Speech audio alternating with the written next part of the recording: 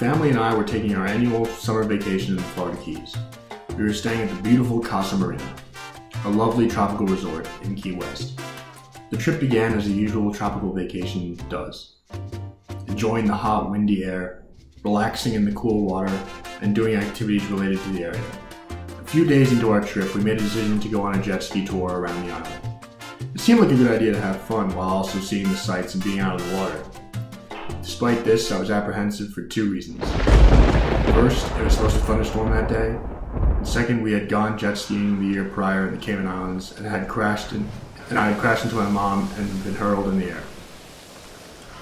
I don't know if we should do this. It's going to be storming, and the last time was terrible, I argued. It's fine. Last time we were going for speed. This is a casual tour, my mom replied. And as for the storm, we'll ask the guys if it's at the shop if it's safe. I reluctantly agreed after reading the weather report, and my family and I walked down to Barefoot Billy's, the jet ski rental hut. My brothers William and Michael would be riding with my dad and my mom respectively, while I would be riding separately. We arrived and I had to take a test to make sure I could go out on the water as a driver of the vehicle. This only added to my apprehension, as I tend to get extremely anxious during any type of exam. It took about a half hour, and when I finished, I trudged down to the water to meet our tour guide and the other people in our group. It was still hot and sunny out at this point, and the water was refreshing and cool. I started to think the storm would hold off. Ah, I sounded as I began to cool off. Maybe this won't be so bad after all. Our group consisted of my family, a husband and wife from Buffalo, another husband and wife, and two guys from Canada. Our instructor gave us a brief rundown on how to use the jet ski safely, and before I knew it, we were starting. My heart was racing, and I could barely use the jet ski and soon fell behind. It felt like tightroping when I was riding, because every time I would try to go fast, I would pull up and to the left. It truly felt unstable, as if I was going to flip over with every turn.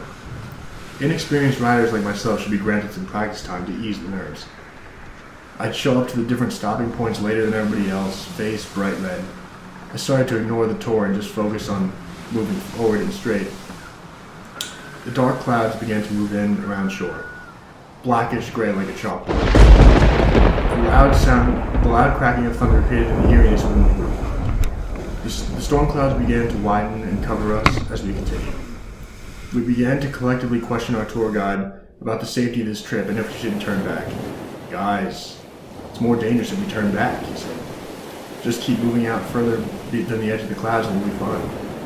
I could tell by the looks on everyone's faces that we were growing skeptical with the tour guide and how much he really knew about the weather. My dad, usually stone-faced, looked like he had just seen a ghost.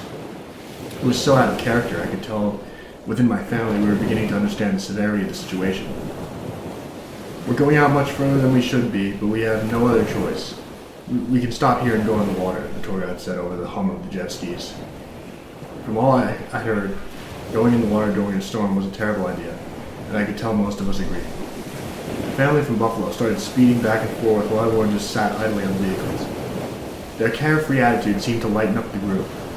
They would not waste a tropical vacation away from frigid upstate New York due to a storm. Finally, one of the Canadians insisted that we start heading back towards shore. Okay, follow me. We have to go into a shallow area, so don't let off the gas or you're going to get stuck, the tour guide screamed. We turned back into the storm and started going full speed back to shore. The lightning was more visible than it had been, and the thunder was getting progressively louder. We were surrounded by darkness and open water as we continued on. As we were going, I noticed my mother and my brother had stopped moving, but no one had stopped. It was clear they were stuck. The guide continued moving, and we all followed as we heard their screams for help.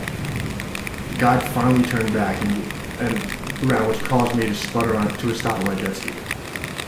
He sped back casually and jumped in the water to rip the sea debris out of the engine. With each passing second they were stuck, our hearts began pumping faster and faster. My brother began weeping because he was convinced we were going to die. "Let's keep going," the tour guide screamed. As I began to start driving again, I felt my engine just stop working. My stomach sank as I was now stuck and calling for help as everyone sped by. At this point, I was legitimately concerned. Luckily, the guy drove back and started working my engine. He was tearing out the debris harshly, trying to get us moving in on time. I felt helpless as I just watched him attempt to get my engine working again. The storm was closing in. We had moved so much closer to shore that the lightning seemed like it was right next to me. As soon as I heard the engine roar, I began flying on the jet ski back to the group as we made our way around the island. All of a sudden, the fear turned into skill, and I felt like I had been riding all my life.